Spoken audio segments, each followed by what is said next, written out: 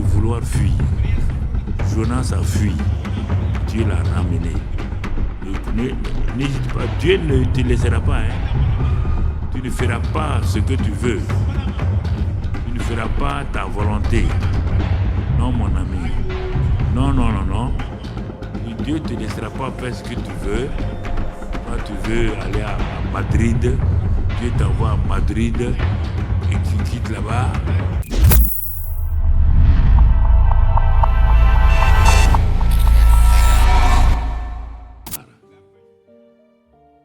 On ne boit pas 2 litres d'eau et puis on s'assoit à attendre 8 heures. Et c'est ça que parfois je reproche aussi aux infirmiers, aux docteurs. Ça, je leur dis ça, c'est pas ici, les professeurs, je leur dis ça. Il faut boire, ça veut dire quoi? C'est comme si toi tu es un docteur, tu dis aux gens il faut respirer.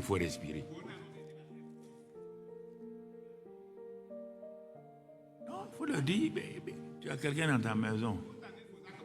Il faut boire comme ça. Ça aussi, ça prend du temps. Un jour, un docteur a pris, il a dit de faire bilan. On me dit de ne pas boire avant parce qu'à cause de la glycémie, on ne doit pas boire. Je ne bois pas. Je lui donne mes résultats. Il me regarde et dit je suis déshydraté. Il dit docteur, tu es docteur, mais il faut être intelligent. Je parle par comme ça.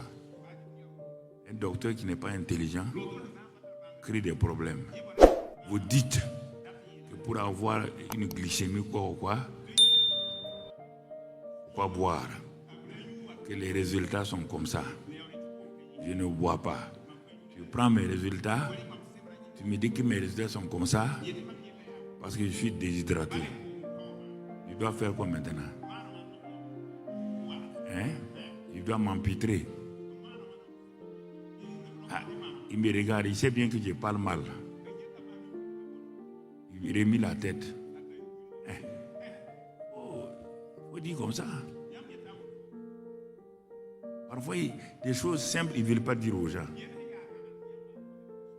Mais cette vieille femme-là, tu lui donnes des comprimés. Maman, il faut aller avaler. Il faut aller avaler combien? Combien faut-il avaler et quand faut-il avaler?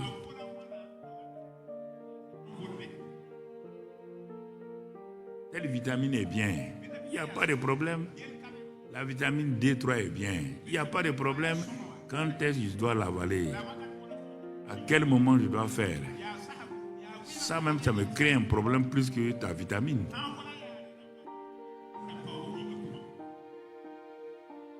C'est ça. Ou bien, je vous dis ça à vous, les docteurs et les infirmiers. Il n'y a rien à vous apprendre. Mais c'est la pratique simple. Avant, je suis parti à Saint-Camille. Les trucs, les électrocardiogrammes, les machines d'électrocardiogramme venaient de sortir au Burkina. Donc, au truc des travailleurs, médecine du travail, là, vers les finances, là, comme il y avait des examens, on m'a dit d'aller faire que je dois avoir un problème quelque part de circulation sanguine et tout. Je suis allé, donc, ils ont dit que j'ai 5 amis qui ont la machine. Je suis allé trouver là-bas un jeune Italien. Il le prend, il regarde. Quand il a fini d'examiner tout, il me dit de m'asseoir. Il dit, il faut faire attention. Sinon, tu peux mourir d'un seul coup. Tant. Je lui ai laissé parler. Quand il a fini de parler, il dit, mais pourquoi? Il dit, oui, parce que tu es AS. Il dit, AS. Ça veut dire quoi? Ça veut dire assurance santé.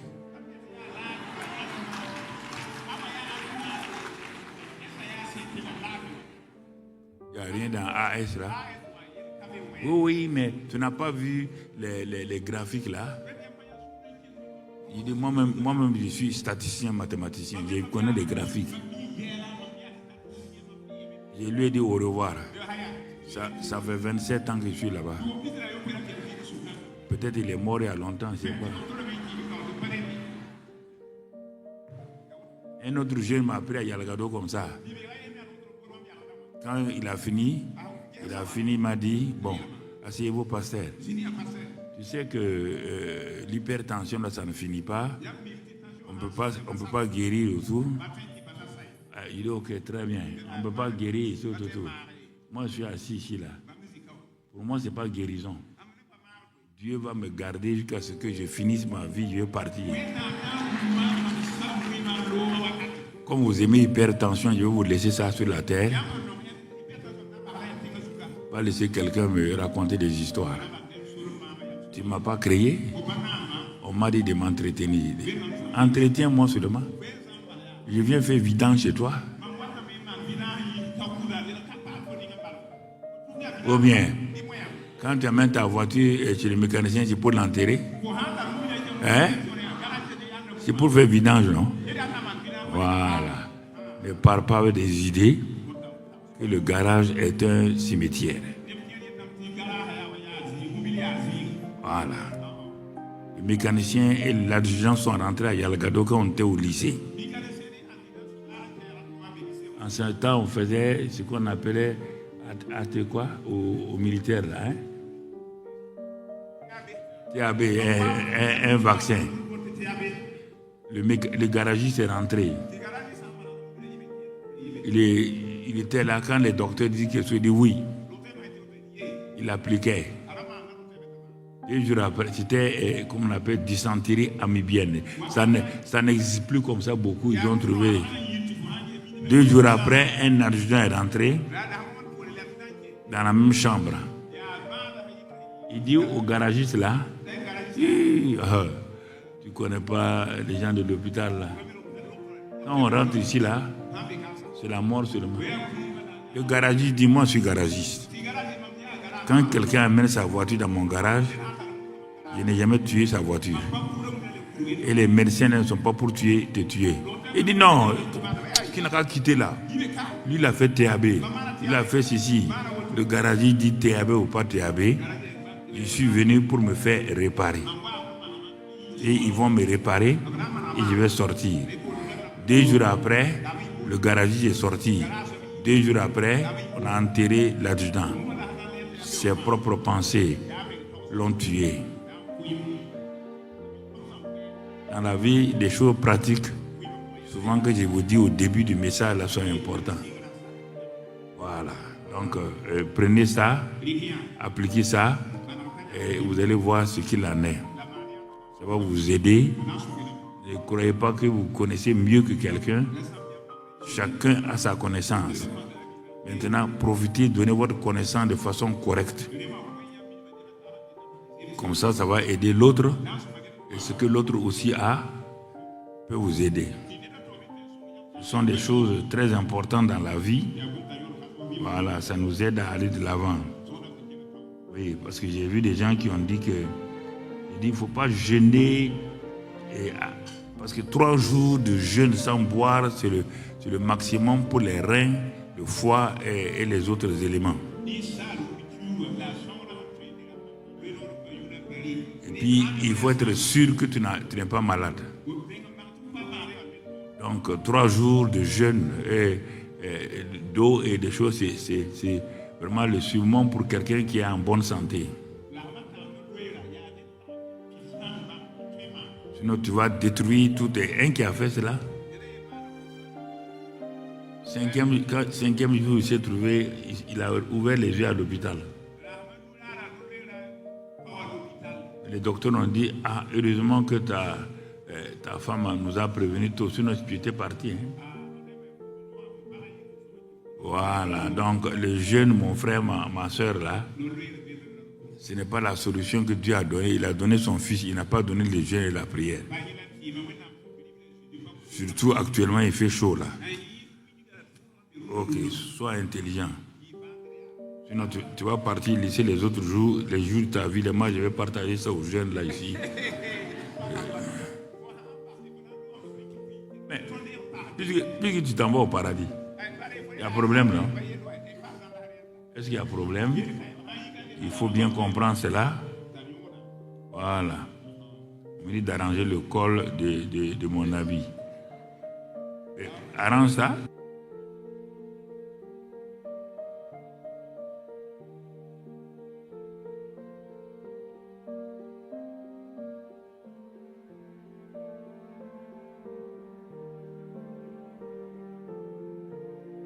Laissez-moi tranquille avec vos choses. Voilà. Merci beaucoup. Merci Seigneur pour cette grâce que tu nous donnes d'aller de l'avant et que nous progressons. Ces derniers temps, nous sommes sur la foi depuis le mois de février, fin février, début mars. Et je crois que le Seigneur insiste pour que vraiment nous comprenions la foi, le moyen le plus sûr qui relie un homme avec Dieu ou Dieu avec un homme.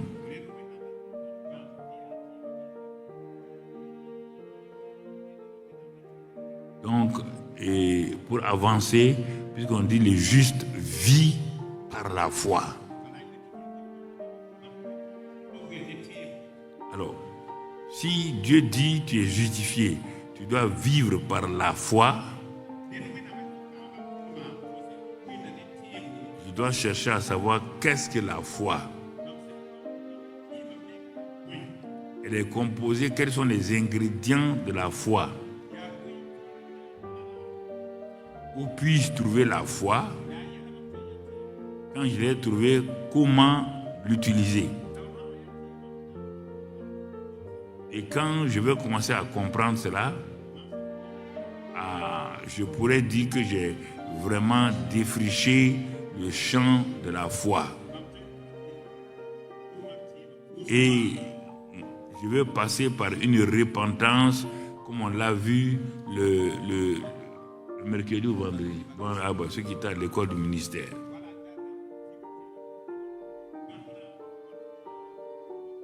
La repentance n'est pas par rapport au péché et par rapport à mes pensées, mon attitude, ma vision concernant une chose que j'avais, que j'ai.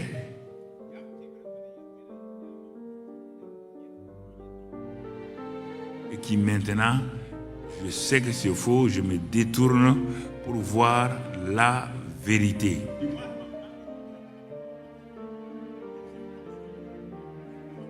Confessons nos péchés, nous nous repentons par rapport à notre attitude, nos pensées et la manière de voir et de juger les choses.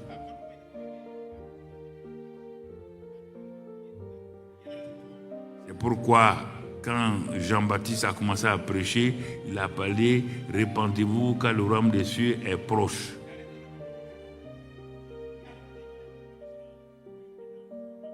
Quand Jésus l'a suivi automatiquement, même phrase, repentez-vous car le royaume des cieux est proche. Le jour de la Pentecôte, quand Pierre a prêché, les gens ont dit, hommes frères, que devons-nous faire? Il a dit, repentez-vous. Et donc, croyez, c'est repentez-vous pour regarder Jésus tel qu'il dit qu'il est. Donc quand Paul a commencé à prêcher, il dit que Dieu l'a amené pour qu'il amène les hommes à la vraie repentance, pour qu'ils voient le Seigneur tel qu'il est.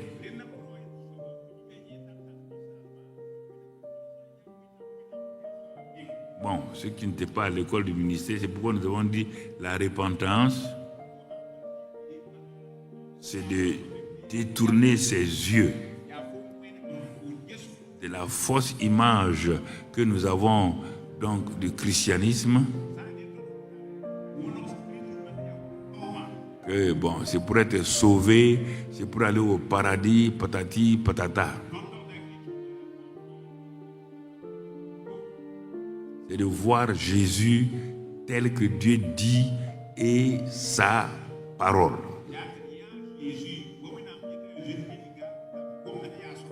il est le chef et le consommateur de notre foi. La foi commence par lui et se termine par lui, l'alpha et l'oméga de ma foi.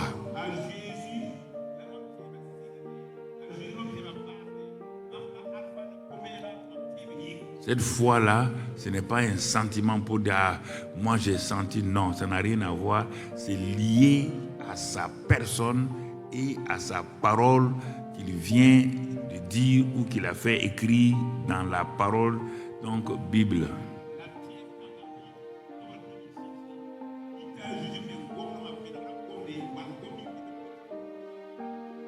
Alors quand j'accepte ça et je commence à marcher selon cette parole sans sentir rien, alors je vais aboutir donc à une assurance et je vais faire une démonstration.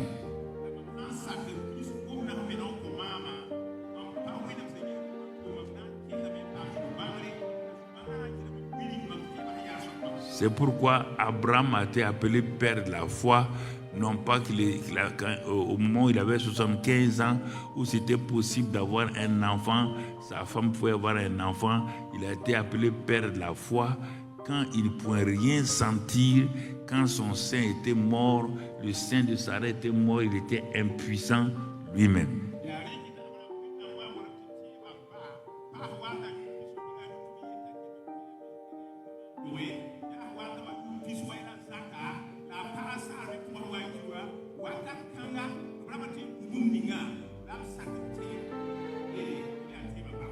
Il espéra quand il n'y avait aucune espérance.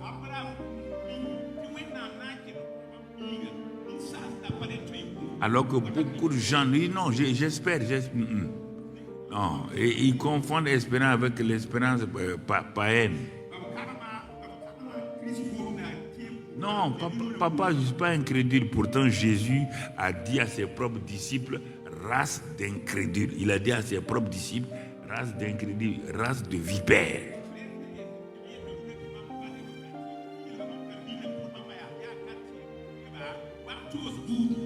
Et ça existe encore dans l'église, race de vipères, d'incrédules, par rapport à la foi.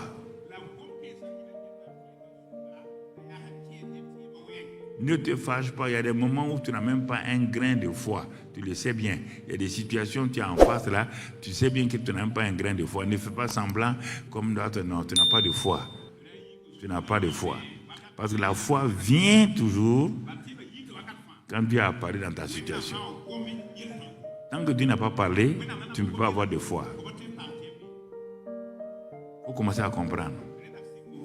Hein, j'ai l'onction. L'onction n'est pas la foi. Pas confondre les deux. Tu comprends? Il faut bien saisir. C'est pourquoi Dieu a fait mettre un chapitre spécial dans la Bible sur la foi, Hébreux 11.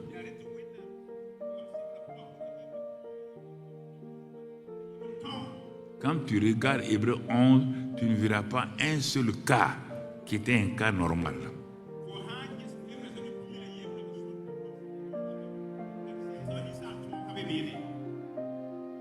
La mort d'Abel n'était pas normal.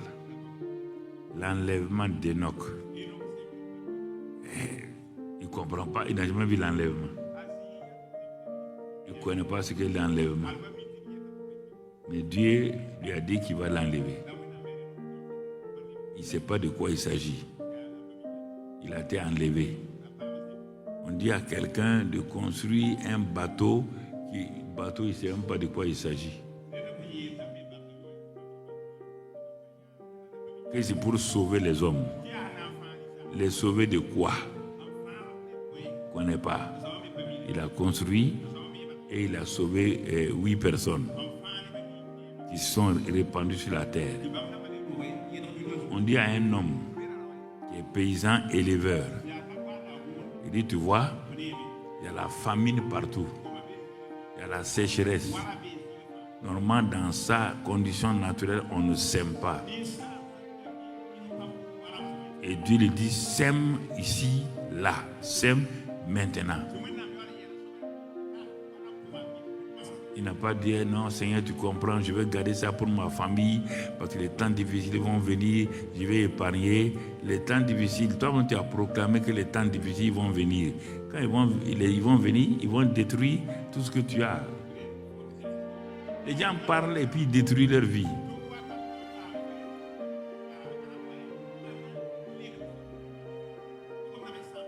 Regarde la Bible.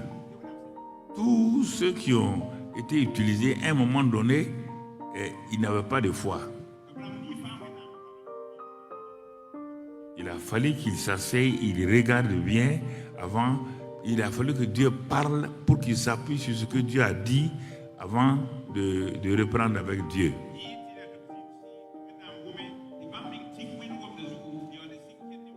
Mais quand ils ont eu l'assurance, voici un homme qui a attendu un enfant. Il n'a pas eu l'enfant. Et maintenant, l'enfant est bien. L'enfant a 13 ans. Un jeune adolescent qui saute partout.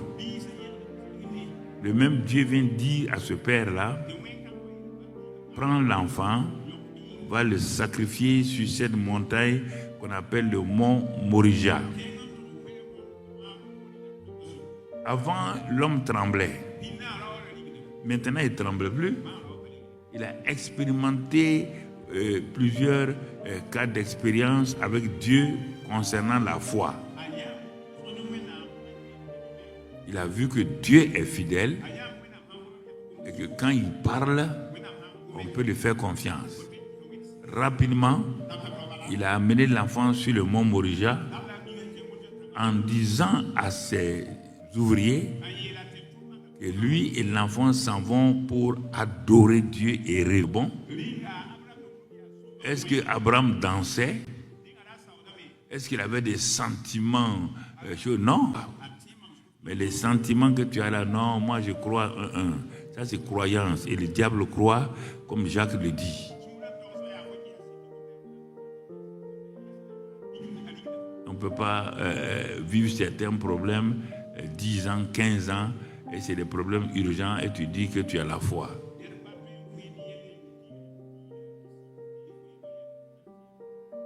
Tu comprends?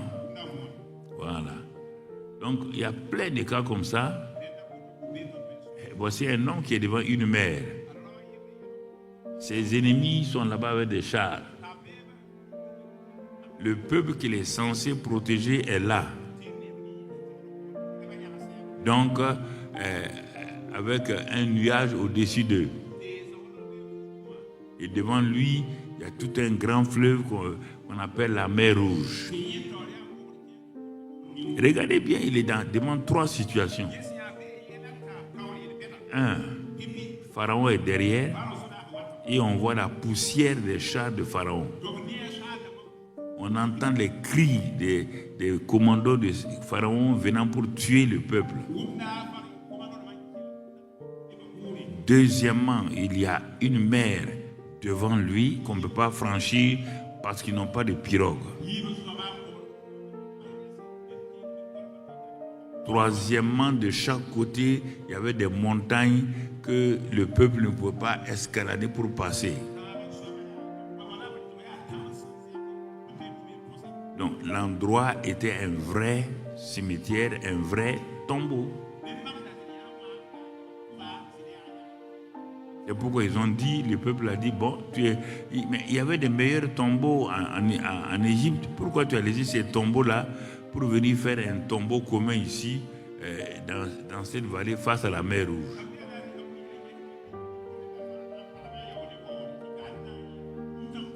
Cet homme est tout seul contre tout un peuple de 4 millions de personnes. Dont 2 millions de femmes, 600 000 hommes de pied et autres. Il s'est arrêté sans aucun sentiment, sans rien. Il a dit au peuple là, regardez ces Égyptiens là, c'est la dernière fois que vous les voyez. Mais vous croyez que le peuple a compris dans le bon sens? Le peuple a compris dans le mauvais sens. Si c'est la dernière fois qu'on doit les voir, Ça veut dire ma femme au revoir. Ça veut dire mes enfants au revoir. Puisque si on ne voit pas Pharaon, qui on peut voir? C'est lui qu'on va mourir. Il dit non, vous n'allez pas mourir. C'est Pharaon qui va mourir. Vous voyez, pasteur, il ne faut pas nous flatter. Pharaon va mourir. Tu vas le tuer avec quoi? Il dit, regardez seulement. Bon, j'ai transporté ça dans la Bible. Mais quotidiennement, que faites-vous? Ces gens-là, que tu peux dire qu'ils sont exceptionnels par rapport à toi et à moi? Où est leur différence?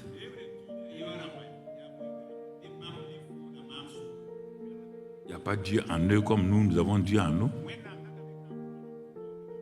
Le Saint-Esprit se mouvait dans le nuage.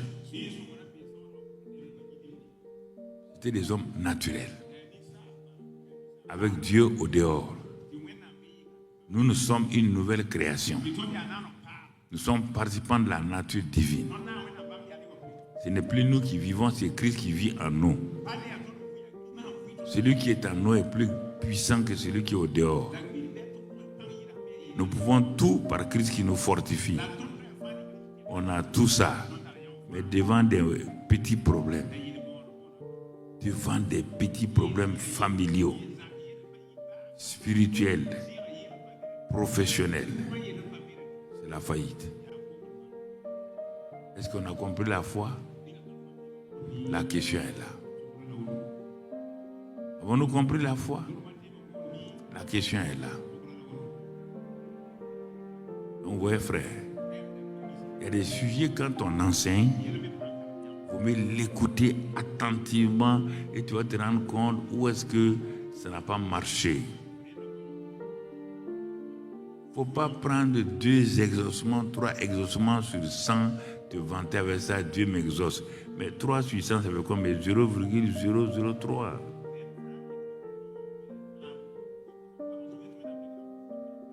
Or, la foi, c'est devant chaque problème où Dieu a parlé, où tu dois avoir le succès. Dieu ne t'a rien dit. Tu peux pas prier. Ça, c'est pas la foi. Tu es en train d'aller demander pour que Dieu t'exauce. Quand tu pars là, tu as une espérance que Dieu va t'écouter. Parce que Dieu dit que lui, il n'est pas obligé de t'écouter si tu ne pries pas selon sa volonté. Donc, quand tu vas prier là, tu vas avec 0. 0. Quand tu te mets à genoux, tu jeûnes et tu pries. Et tu cherches maintenant, il faut avoir ta Bible. Tu cherches dans la Bible toutes les paroles qui sont en relation avec ton besoin. Mais il t'a prévenu déjà dans Jacques que lui, il ne répond pas aux choses de la passion. Les choses que tu veux pour te satisfaire, pour montrer aux gens que toi, tu es conseillé, il dit que lui, il ne répond pas à ça. Il t'a déjà prévenu. Et puis, il ne répond pas quand la chose n'est pas selon sa volonté. Donc, il y a des choses, des conditions que tu dois enlever pour être sûr maintenant que ce que tu vas demander là correspond non seulement à la volonté de Dieu, ce ne sont pas des passions pour te vanter, pour montrer à ton frère que toi tu es exaucé, mais c'est des choses essentielles. Et en ce moment-là, sur 3 prières, tu as 3 exaucements, tu as du 100%. Ce n'est pas parce que tu as prié 6 jours de jeûne et prière que tu vas te vanter. 6 jours de jeûne et prière, dis-moi qu'as-tu reçu? Toute la question est là. Tu es rentré stérile, tu es sorti stérile. Tu as vu comment Anne a fait? Pendant des années, elle est rentrée stérile, elle priait, elle pleurait, elle sortait stérile. Dieu n'a pas eu compassion. Non. C'est écrit dans la Bible. Quand on vous dit ça, vous ne voulez pas. Non. Dieu dit que lui, il veille sur sa parole. Madame Anne, tu es venue au pèlerinage de Silo là. Tu as accompagné ton mari. Tu es venu à ta coépouse. Que veux-tu? Ah, je veux un enfant. Dieu dit c'est bien. Vouloir un enfant, c'est bien. Mais pourquoi tu veux l'enfant? Quelle est la base? Quelle est la motivation? Hein? Ma coépouse a un enfant, non? Hein? Et quand je vais envoyer ses enfants, elle crie sur mes enfants, non? Dieu dit, ah bon, c'est à cause de ta coépouse que tu veux un enfant. Il dit, bon, ok, bon, il faut aller, prochainement on va voir encore. Elle s'en va. Elle ne réfléchit pas. Elle est là. Son mari aussi la flatte en lui donnant des gigots. Ça complique la situation. Parce qu'un jour, son mari aussi mélange des choses en disant qu'il lui vaut mieux que tant d'enfants. Mais Anne va répondre sûrement. Mais si tu vaux mieux comme plus que tant d'enfants, pourquoi tu as donné un enfant, 2 ou 3 enfants à l'autre? Vous voyez, frères et sœurs, ce n'est pas qu'elle pleurait, elle gémissait. Dieu voyait comment elle était. Il y a des choses qu'il faut enlever de votre tête. Sinon, vous allez faire des erreurs et quand vous allez prier pour des gens, vous allez dire il y a ça, ça, ça. C'est tout ça là qui bloque la foi des gens. C'est pourquoi votre mari ne s'intéresse pas à ce que vous faites. Vous pouvez, mais s'il a besoin de telle chose, il dit de prier, quand il est exaucé, bon, il continue sa vie. Il ne veut pas s'engager avec Dieu. Il ne s'engage pas avec Dieu. Non. Ce qu'il veut seulement, c'est d'utiliser ta force de prière pour que lui soit béni. Il a besoin d'une nouvelle voiture. Alors ma chérie, prie. On va changer la voiture. On a changé la voiture. Mais il continue à vivre comme il veut. On va te réjouir. Non. On va te réjouir. Il y a plein de choses comme ça. Au travail, il veut une promotion. Bon, il y a 2 postes qui sont en jeu. Toi, tu pars prier et on le nomme. Oui, il y a, quand on va arriver à la prière, je t'ai déjà montré plusieurs niveaux de prière. Il y a des prières bénédictions. On n'a pas besoin d'aller loin. Ce sont des prières pluie. Ça descend sur les champs mauvais et les bons champs. C'est des prières soleil. Actuellement, ça, si tu sors, c'est sur les païens comme les chrétiens. Ne regarde pas ces prières bénédictions-là. À que toi, tu as prié hier, il a plu aujourd'hui. Dieu, dans son programme, avait prévu la pluie aujourd'hui. Ce n'est pas ta prière qui a amené la pluie. Donc, vous voyez, il y a des choses qu'il faut bien séparer pour comprendre et aller de l'avant.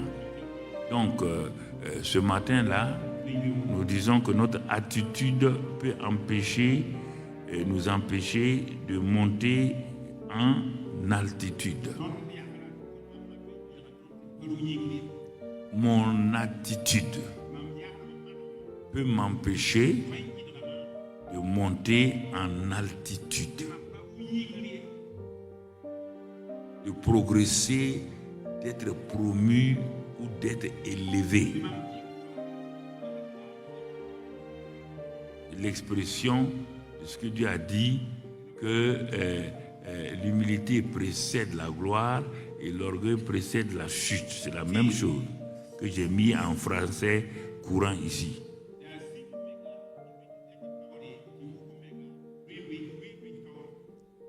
Regardons bien, tout ça, ça concerne la foi. Donc, je me positionne, je suis dans le mois où on me parle donc que le juste vit par la foi. Je regarde, est-ce que je vis réellement par la foi dans chaque aspect de ma vie, vie quotidienne, dans ma relation avec ma femme ou mon mari, dans l'église locale, est-ce que je vis par la foi ou par des relations purement naturelles? Et en principal, est-ce que je suis quelqu'un qui court derrière les signes et les miracles? Ou ce sont les signes, comme Dieu a dit, qui doivent m'accompagner, selon Marc 16, versets 17 à 20.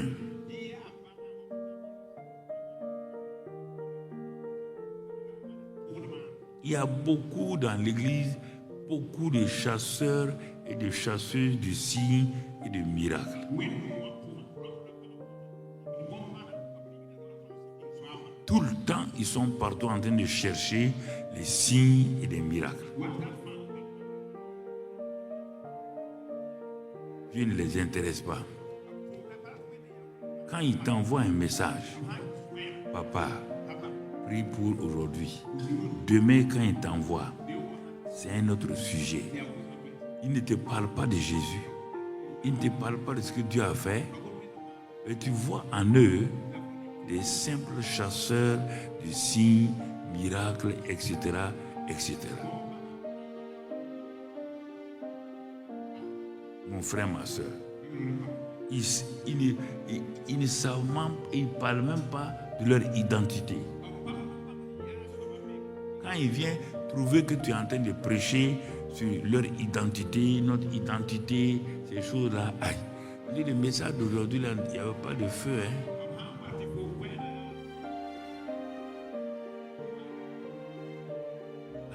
Il ne nous a pas fait crier comme avant-hier, là. Parce qu'ils ne connaissent pas, ils sont derrière les signes et les miracles. Aucune maturité spirituelle. Quand tu les écoutes, Dieu a fait ça pour moi hier. Il y a une sorcière du quartier là. Quand on a prié, sa case a pris feu. Je ne sais pas. Derrière, tout le temps, des sorciers et tout. Ils ne voient jamais de Saint-Esprit.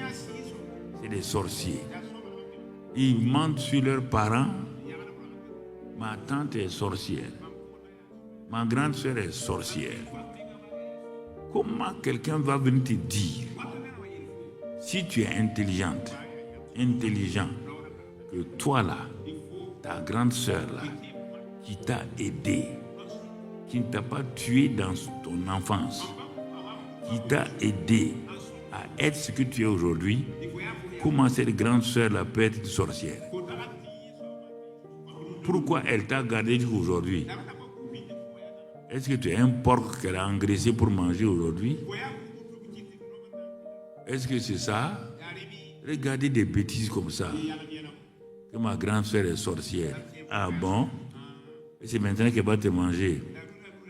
Maman, je vais acheter le piment et le sel donné, il va assaisonner, il va te manger.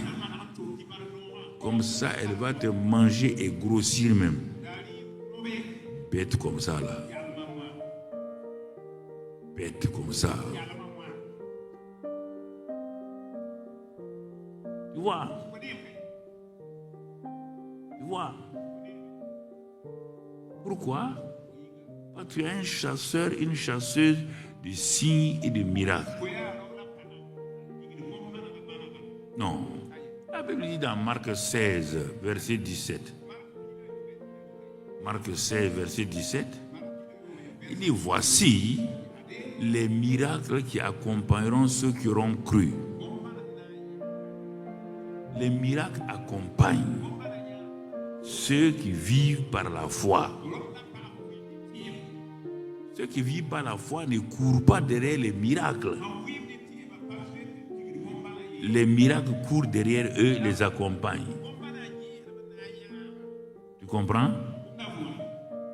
Alors, si tu ne comprends pas ça, mon temps, c'est pourquoi tu es tout le temps en train de prier. moi je vois les gens trop prier, je me cache à aller écouter ce qu'ils disent à Dieu. Ah, Dieu, tu vois, hein, on a tel problème. Ils sautent de problème en problème. Quand ils ont fini, ils ont fait 20 sujets de prière. Quand tu dis, mais mon frère, ça va? Il dit, ah, j'espère que ça ira. En tout cas, j'ai tout dit à Dieu. Hein. J'ai tout dit à Dieu. C'est à son tour maintenant d'agir. Ah bon? C'est quel verset? Dis-moi, ce que tu viens de me dire, c'est quel verset? Nous devons être des chercheurs intimes de Dieu et de sa parole. Dans Osée 4, 6 et Osée 6, 3, Dieu nous parle. 4, 6, mon peuple est détruit parce qu'il lui manque la connaissance. Puisque tu as rejeté la connaissance, je te rejetterai et tu seras dépouillé de mon sacerdoce. Puisque tu as oublié la loi de ton Dieu, j'oublierai aussi tes enfants. Tu dois prendre ça au sérieux. Dieu te parle. Tu es détruit. Pourquoi? Détruit ne veut pas dire mourir.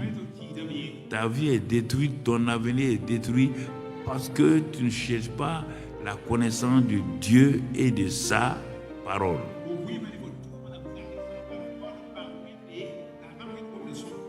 Tu es en train de rechercher tes propres intérêts. Et c'est pourquoi ça ne va pas. Et Dieu reprend Osée dans Osée 6. Et qu'il le fait pour nous. Et donc maintenant, Osée dit, connaissons, cherchons à connaître l'Éternel. Et si nous arrivons à le connaître, lui et sa parole, sa venue est aussi certaine que celle de l'aurore. De même que tu ne peux pas t'asseoir, attendre le lever du soleil, sans que le soleil ne se lève. Il te dit, si tu cherches à connaître Dieu de tout ton cœur, tu ne veux pas tes intérêts. Il te dit, l'Éternel viendra. Il viendra. Et quand il viendra comme celle de l'aurore, avec une lumière qui va s'élever dans ta vie pour que tu sortes des ténèbres pour rentrer dans la lumière.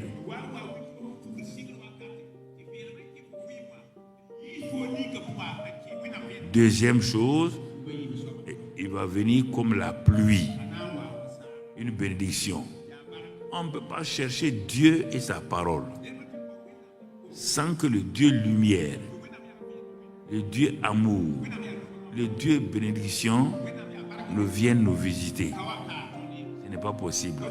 Même quand Élie était déprimé, il fuyait, il partait loin. Et quand il fuyait, il a trouvé une caverne, là où les serpents, les animaux se cachent. Qu'est-ce qu'il a fait? Élie est rentré dans cette caverne-là et il ne sait pas s'il y a un serpent là-dedans, il ne sait pas s'il y a un animal sauvage. Il est rentré et puis il s'est assis. Il s'est assis là-bas. On te dit, il faisait quoi? Il soupirait d'après la présence de Dieu. Il cherchait, il avait faim et soif. Il avait fait le ministère avec l'onction. L'onction a marché. Il a fait descendre même le feu. Oh, c'était extraordinaire. Tout. Il a fait de grandes choses. Il a fait détruire les prophètes de Baal et d'Astarté. Formidable. Mais maintenant, Le cœur d'Élie n'était pas fixe sur Dieu et sa parole. Et le diable sait ça. Le diable sait que tu n'as pas la certitude. Que tu es derrière simplement l'onction, tu es derrière seulement les signes et les prodiges. Il a laissé Élie. Et Élie était en train, le lendemain, après que la pluie soit venue, il était en train de raconter ses exploits à des gens dans une maison. Il disait comment il a fait des miracles ici, des miracles là. Ah, les gens étaient assis, ils l'admiraient. Brusquement, on annonce à l'assemblée là qu'il y a quelqu'un qui est arrivé de la part de la reine. Ah bon? Ils appellent après la défaite d'hier, ose envoyer, oui, le diable va tourner, il va tourner, ne t'en fais pas, tu n'as qu'à avoir l'onction comme tu veux, il va tourner jusqu'à ce que tu quittes la terre, il va tourner, c'est Dieu qui l'a dit.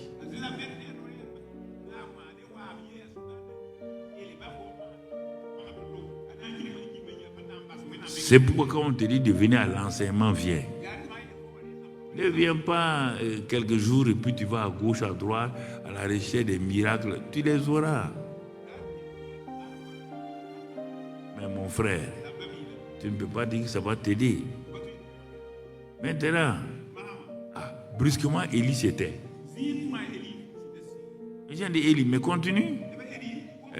Tu étais sur tel récit là. Sur tel témoignage. Tu n'as pas achevé. Il dit, bon, ok, bon, on va voir ça.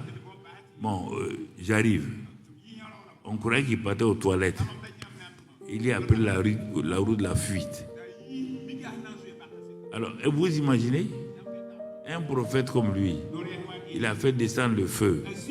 Il a fait tuer donc les prophètes de Baal et d'Astarté. Le voilà en train de fuir pour échapper, pour sauver sa vie.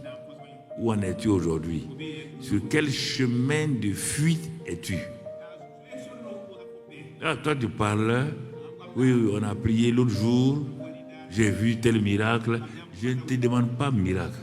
Voici un homme de miracle qui a prié, le ciel s'est ouvert, qui a fait descendre le feu, qui a fait descendre la pluie. Le voilà en train de fuir pour échapper. À quoi et à qui échappes-tu aujourd'hui? À quel problème es-tu en train d'échapper? Quelle est la situation qui t'oppresse? Tu es assis comme quelqu'un qui n'a pas de problème. Alors quand on te regarde là, on sait que tu as un problème. On sait que tu es vraiment dans le feu. Il te pose la question, c'est ça. C'est pourquoi il est rentré là-bas, il a trouvé un peu de répit. Mais il ne va pas rester longtemps. Et brusquement, il voit quoi? L'endroit qui commence à trembler. Dieu te cherchera jusqu'à ce qu'il te trouve.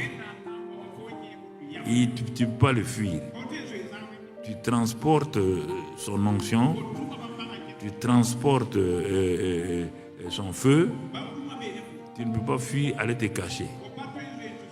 À moins que tu quittes le christianisme. Sinon, Dieu va accomplir sa destinée. Quel que soit le problème que tu vas traverser. Il est mieux pour toi d'accepter de te soumettre à Dieu que de vouloir fuir. Jonas a fui. Dieu l'a ramené. N'hésite pas. Dieu ne te laissera pas. Tu ne feras pas ce que tu veux. Tu ne feras pas ta volonté. Non, mon ami. Non, non, non, non. Dieu ne te laissera pas faire ce que tu veux. Toi, tu veux aller à Madrid. Dieu t'envoie à Madrid et tu quittes là-bas. Tu veux aller à Kuala Lumpur. Tu peux faire Kuala Lumpur. Tu vas ici, tu vas là. Ça, ce n'est pas du christianisme. Non, mon ami. Ça ne se passera pas comme ça. Tu le verras bientôt. Quand tu vas rentrer dans la vallée, tu vas comprendre que ce que je dis aujourd'hui est très important. Il vaut mieux te préparer à cette pensée-là que tu crois qu'il suffit de lever la main, Dieu fait ce que tu veux. Les Hébreux aussi sont la formation. On a été tous formés comme ça, mon frère, ma soeur. Et puis c'était un bon temps. Et toute chose concourt au bien de ceux qui aiment Dieu. Il y a des versets que tu n'aimes pas là, que tu les aimes haut. Tu les aimes pas haut. Tu vas passer par ça. On est tous passés par ça. Ok, vaut mieux que tu acceptes. Voilà, donc tu comprends? Élie, Dieu vient. Mais avant de venir, tremblement de terre. Dieu n'était pas là. Un grand Dieu qui marche pour venir. Toute la terre va trembler. Ça veut dire qu'il arrive. Hein? Ok. Il est en train de venir. Hein? Après, il y a un vent. Le vent est un symbole du Saint-Esprit. Le vent là vient, toutes les collines la craquent. On dit, ah, Dieu vient mais n'est pas encore là. Etc. À la fin, il dit, bon, qu'est-ce que vous voulez que je fasse? Je vais l'attendre. Dieu est en train d'affermir la foi d'Élie. Il n'y a rien de mauvais là-dedans. Quand Dieu te permet de travailler certaines choses, il n'y a rien de mauvais. Alors, quand Élie, à un moment donné, il entend un vent doux et léger et une musique douce.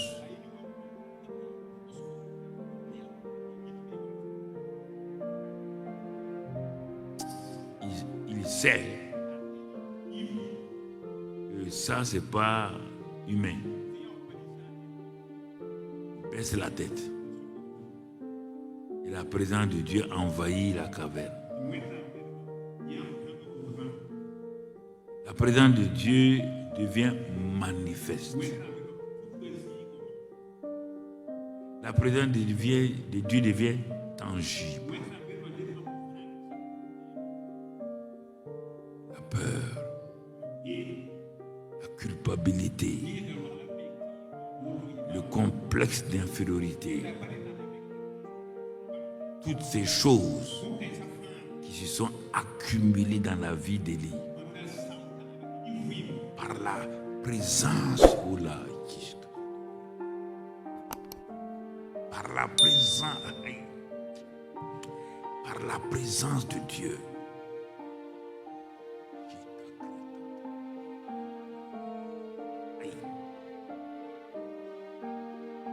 Cette présence est ici maintenant.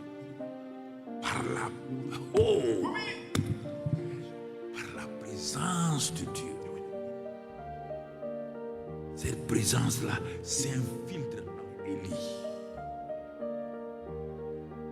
Et ces choses négatives sortent de cet homme. Et la présence de Dieu le remplit. Dieu lui pose une question.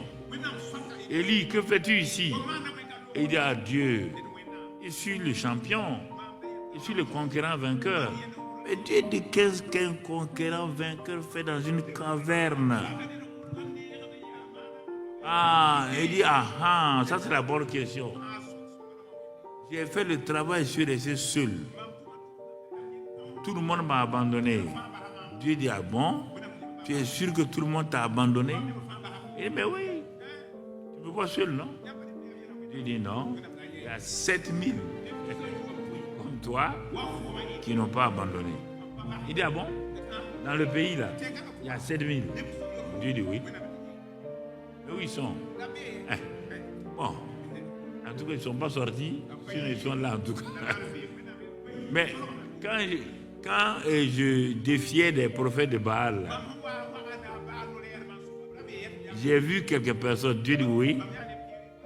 Voilà, donc ne t'inquiète pas, je suis venu pour te dire que moi j'approuve tout ce que tu as fait et dit et je ne vais pas te laisser. Mais que veux-tu alors? Elle dit, mais je t'ai dit non. il te dit que bon, j'ai travaillé comme ça là. Moi, je vais aller à la maison. Tu dis, réfléchis, hein. Tu veux aller? Il dit oui. Il dit bon, ok. Et pour que tu ailles là, il faut qu'on prépare tes successeurs. Il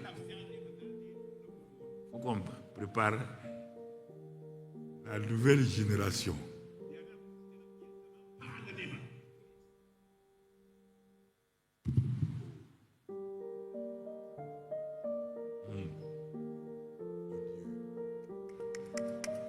Donne-leur. Ah oui. Merci Jésus. Merci. Il dit ah bon? Il dit oui, oui. Oui. Ton onction est grande. Il faut 3 personnes pour prendre ton onction. Et d'autres que tu vas former à l'école du prophète. L'école des prophètes.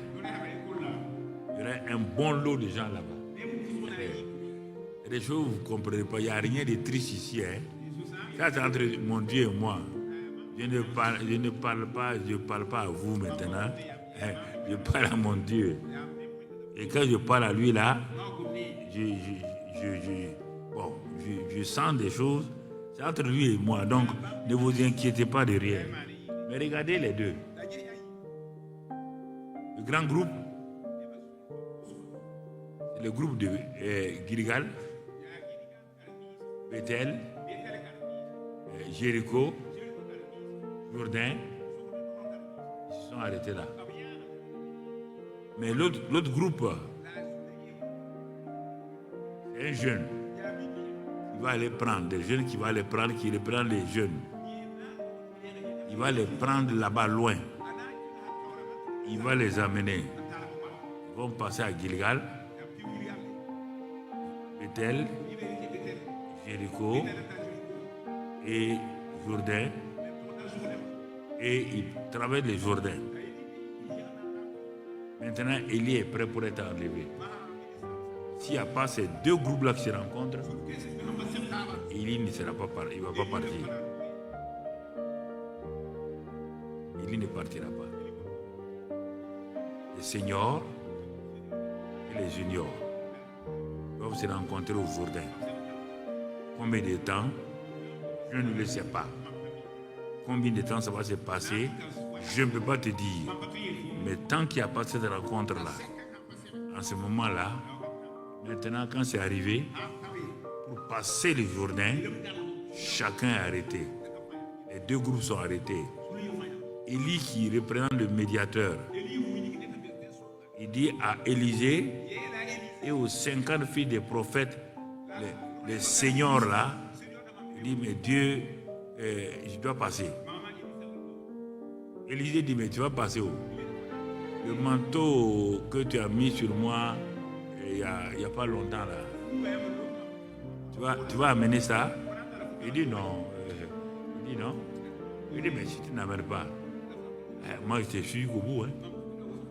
Et les 50 là, ils ont dit non, bon, on a travaillé. C'est pourquoi on vous a donné des certificats d'honneur. Vous êtes bien, vous êtes arrivés aujourd'hui. C'est la nouvelle génération qui va passer. Représenté par Josué. Il dit Josué, Élisée. Ils sont passés. Quand ils sont passés, il dit bon, que veux-tu? Maintenant la passation est arrivée.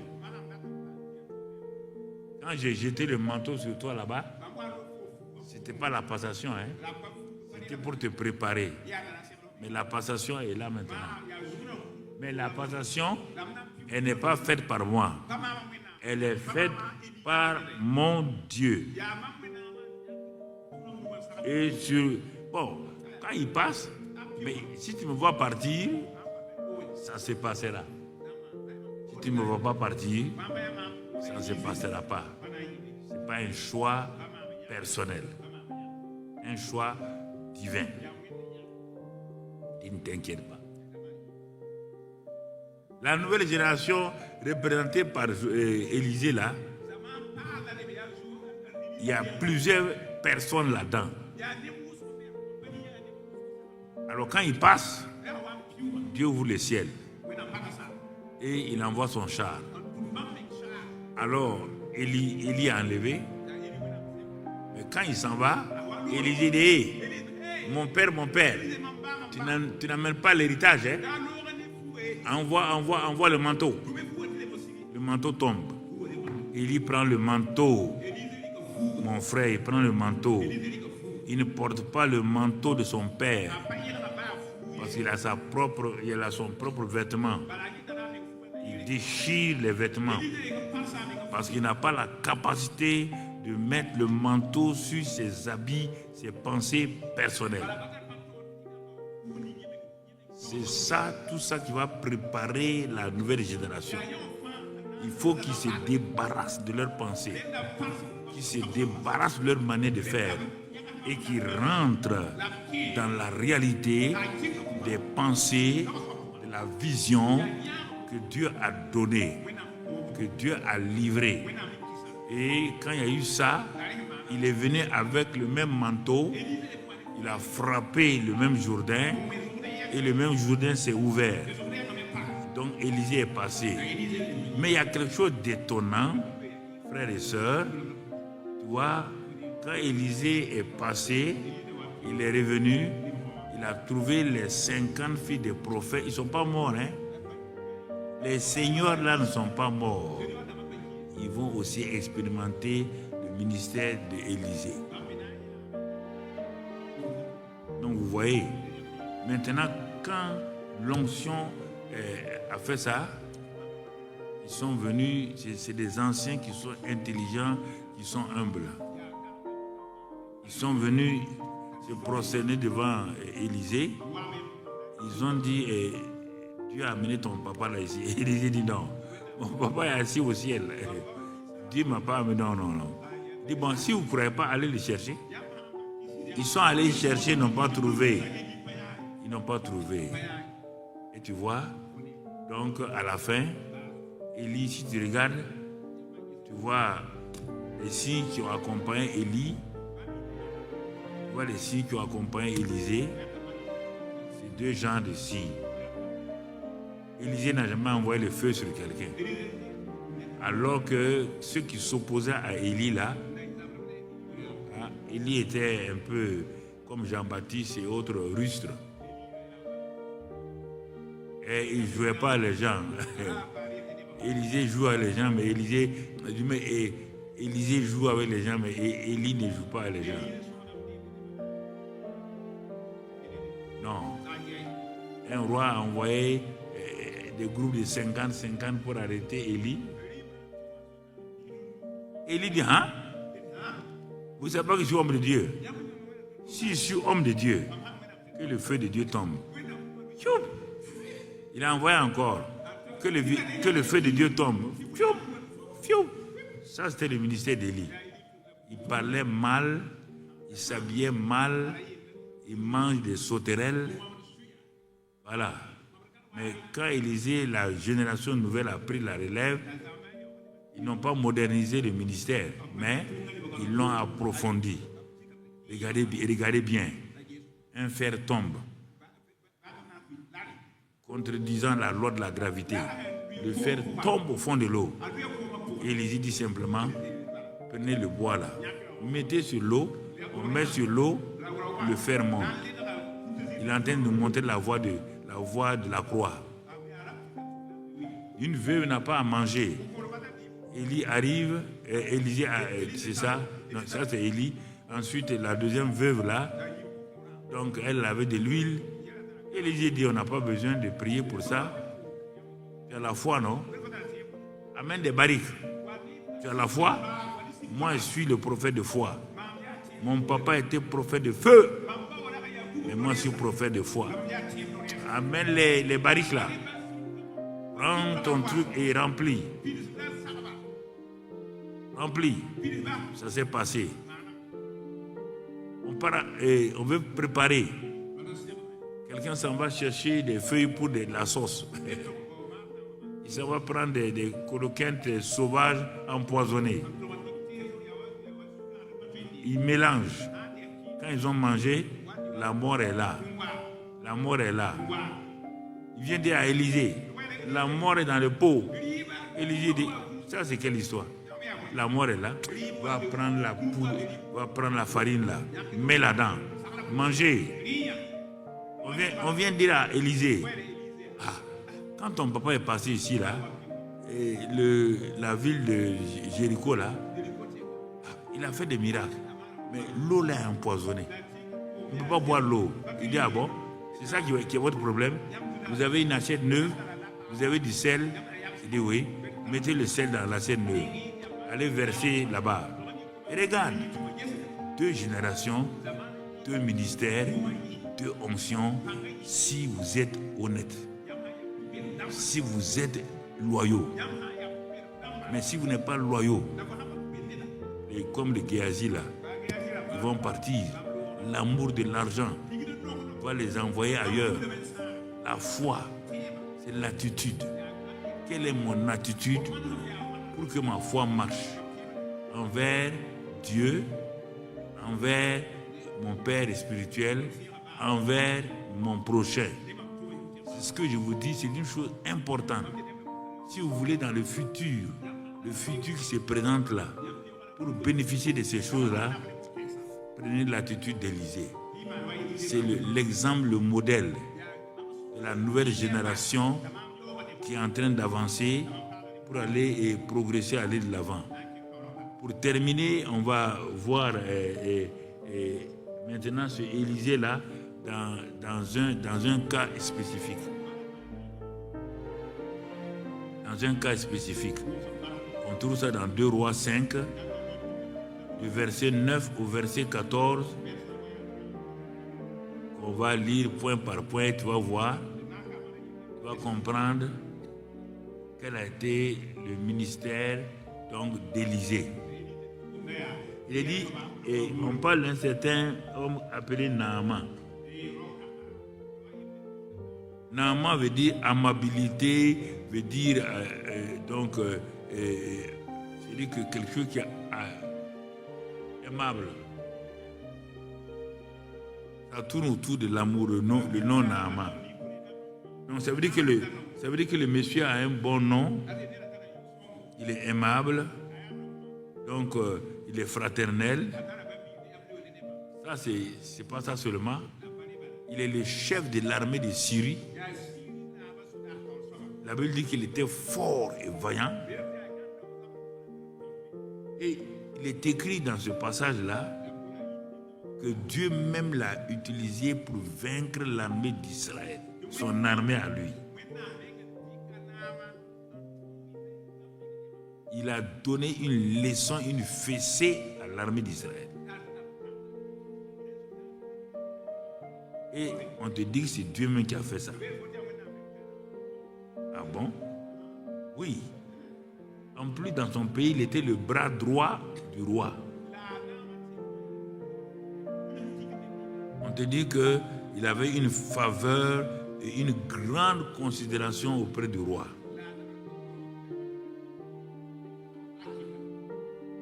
Regarde tout ce qu'il avait. Un homme exceptionnel. Mais il y a quelque chose que nous allons apprendre ici sur la foi des conquérants, des vainqueurs. On va apprendre quelque chose de spécial. Vous voyez là, c'est un homme distingué, un homme élevé, un homme béni. Son attitude l'a mené jusqu'à ce niveau-là. Mais comme j'ai dit, il y a des bords qu'il faut arriver à passer pour arriver au bord final pour que tu règnes maintenant.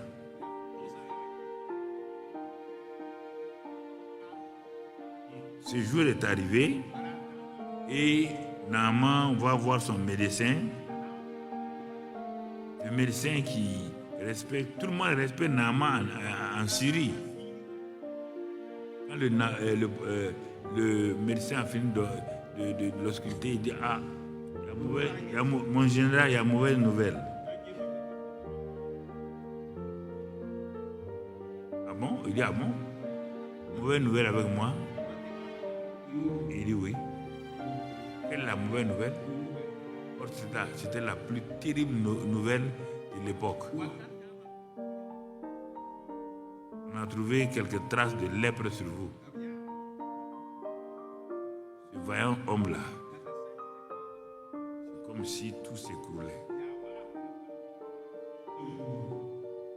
Il a vu son avenir s'arrêter. Quand vous êtes lépreux, on vous chasse du milieu des gens. Même sa femme et ses enfants, il ne peut plus venir à la maison. Il a vu d'un seul coup, comme s'il était mort.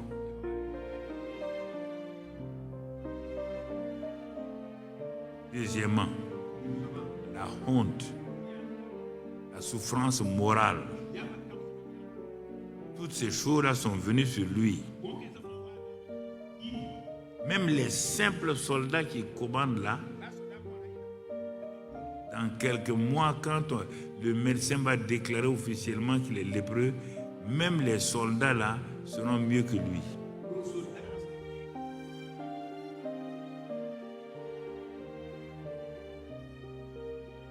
Alors vous imaginez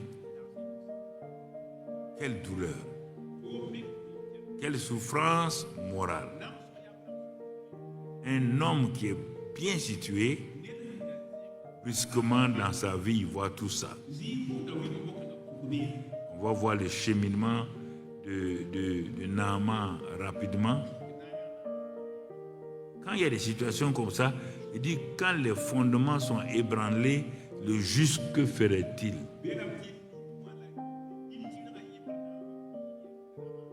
Alors, en présentant Naaman, ça veut dire que dans la Bible, là, Dieu n'a pas présenté Naaman comme un homme méchant, au contraire.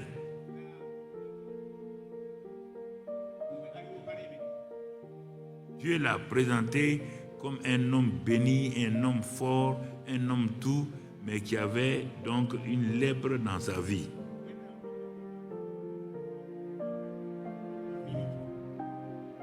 Qu'est-ce qui va se passer dans les temps difficiles, dans les mauvais jours? Votre foi sert à quoi?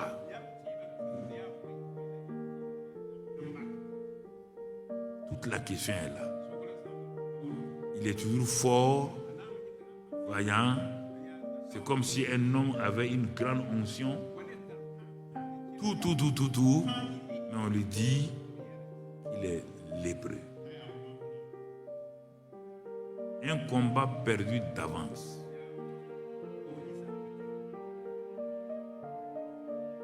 Les tourments ont commencé. Le voisinage, l'armée a commencé à le regarder avec un œil, certains en se moquant, d'autres avec un mépris. Donc on voit, est-ce que vous voyez?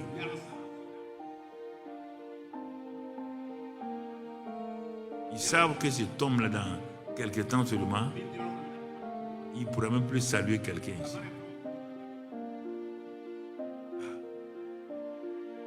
La fin d'un homme comme ça, la fin d'un grand homme comme ça, chacun remet la tête. Seigneur, terrible. C'est terrible. Vous voyez, ça fait réfléchir tout le monde. Ah bon? Un homme puissant, une femme puissante, quelque temps seulement, il ne peut même plus saluer quelqu'un. Il ne peut même pas tenir son enfant dans sa main. Il ne peut pas tenir sa femme dans sa main. La vie de l'homme comme ça? Oui. C'est ça que Job a dit. Que la vie de l'homme, c'est comme le tisserand, le fil du tisserand. C'est léger, ça disparaît. Donc, ça doit nous amener à réfléchir. Cette partie-là doit nous amener à réfléchir. Pour que nous puissions voir Donc tu vois, on a vu Élie, on a vu Élisée, dans le domaine spirituel et tout. On voit un homme dans le domaine laïque, dans le domaine du travail, un haut gradé, un général, donc un militaire. Face à sa destinée. Et on le voit bloqué, ne sachant que faire. Il n'y a pas de recours. Il n'y a pas de solution. Pas de solution. Alors, comme l'homme là avait un cœur juste, la Bible nous enseigne, dans le verset 2 de 2 Rois 5, Dieu nous montre qu'il y a chaque fois pour nous, il y a une providence qu'il a préparée quelque part et que souvent nous n'osons pas y aller.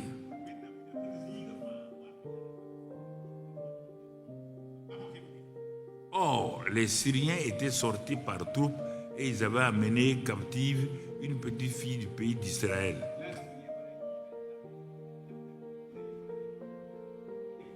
Qui était au service de la femme de Naaman.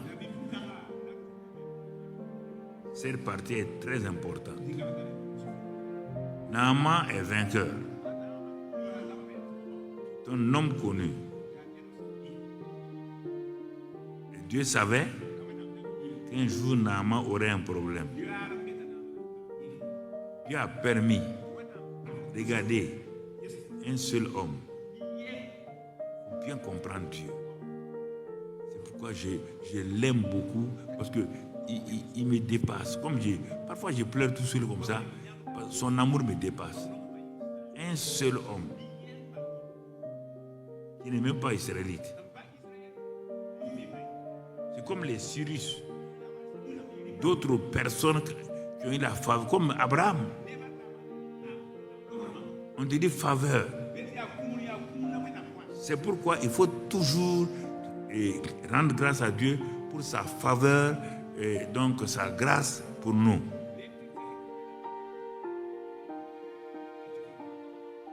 Dieu permet que Naaman aille vaincre Israël. Pour un seul but. Ça là.